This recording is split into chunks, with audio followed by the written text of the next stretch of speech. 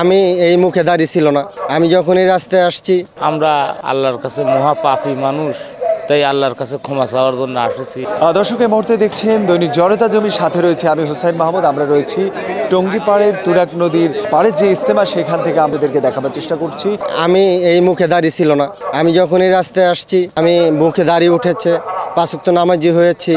আলহামদুলিল্লাহ ওলামা একরামের সাথে আছি, সারা জীবন যেন ওলামা একরামের সাথে থাকতে পারি, সারা জীবন যেন হক পথে চলতে পারি, একদম একমাত্র আল্লাহকে রাজি খুশি করার জন্যই চলতে পারি, কোনো মানুষকে না, মানুষের গোলামি করতে চাই না, একমাত্র আল্লাহর গোলামি করতে চাই, এটাই আমাদের চাওয়া।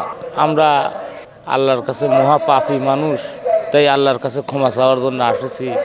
আল্লাহ যেন আমাদের ক্ষমা করে যেন আল্লাহ জান্নাতুল ফেরদাউস দান করেন, এর জন্য তাবলিগে আসেছি। আমি ছোট থেকে কোনো লেখাপড়া করি নেই, তাবলিগে আসে জানি এইগুলো শিখিতে পারি, এই কারণেই আসি। তাবলিগ জামাত দিনের বিশাল একটি প্রচার মাধ্যম, আর যার কারণে কিন্তু আমরা দেখছি উনি কিন্তু কোনো পড়ালেখা করেনি, তবু কিন্তু তাবলিগ জামাতে আসার কারণে কিন্তু সূরা কারাত শিখতে পেরেছে, নামাজ পড়া শিখেছে এবং আল্লাহকে চিনেছে।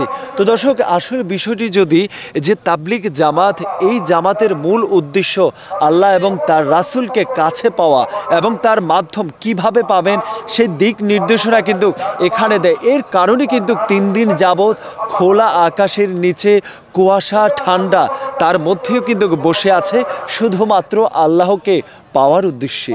আচ্ছা, মূলত এখানে আসার উদ্দেশ্য কি আপনার? আসছি আল্লাহর রাস্তায়। মাঠের মধ্যে খোলা আকাশের নিচে বসে আছেন, তার কারণ কি? আসার উদ্দেশ্য কি? কিছু নিয়ে কিছু জন্য আল্লাহর কাছে আমার যা কিছু অতীতে ভুল হয়ে থাকলে আল্লাহর কাছে মাফ চাবেন গেছিলাম, আল্লাহ মাফ করে দিব। আল্লাহ ভবিষ্যতে আবার যেন কাজের থেকে আল্লাহ রাজি ফিরে আয়।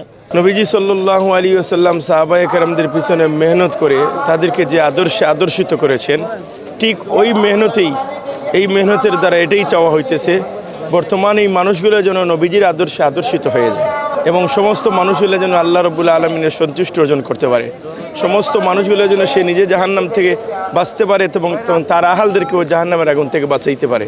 এটাই হলো মূল উদ্দেশ্য। কারণ উলামায়ে কেরাম হলো আল উলামা ওয়ারাসাতুল আম্বিয়া। আল্লাহ তাআলা দিনকে দুনিয়ার বুকে প্রতিষ্ঠা করার জন্যই নবীদেরকে দুনিয়ার মধ্যে পাঠাইছেন, আর নবীরা দুনিয়ার মধ্যে আসিয়া দিনের মেহনত করছেন। আর এই নবীদের ওয়ারাসাত উত্তরাধিকার উলামায়ে কেরামের দ্বারাই যে তবলিগ চলতেছে, এটাই তবলিগ। আলহামদুলিল্লাহ আমাদের জন্য অনেক ভালো, আমাদের মুসলিমদের জন্য অনেক ভালো, এটা আমরা শুভকামনা করছি। আমাদের প্রতি বছর যেন এভাবেই আমরা যেন আসতে পারি, এটি আমাদের আশা।